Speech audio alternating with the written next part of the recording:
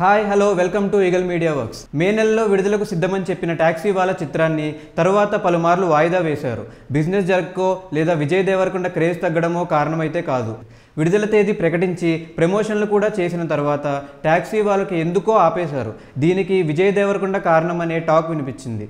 అర్జున్ రెడ్డి తర్వాత దాన్ని క్యాష్ చేసుకునే సినిమా ఇంతవరకు విజయ్కి రాలేదు. ఎప్పుడో ఆగిపోయిన ఏ మంత్రం వేసావే విడుదలయ్యి డిజాస్టర్ అయింది. మహానటి చిత్రంలో కేవలం సహాయ పాత్రలో మాత్రమే కనిపించాడు.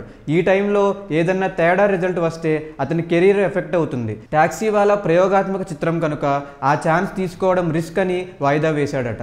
గీతా గోవిందం చిత్రం రిలీజ్ అయితే అది ఫుల్ కమర్షియల్ వాల్యూస్ ఉన్న సినిమా కనుక టాక్సీ వాలాకు ప్లస్ అవుతుందని చెప్పాడట.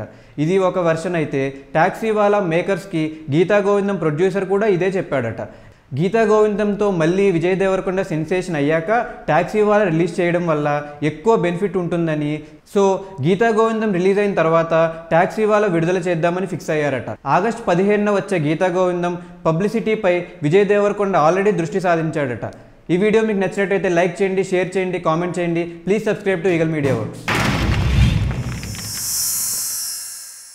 Like and subscribe Eagle Media Works.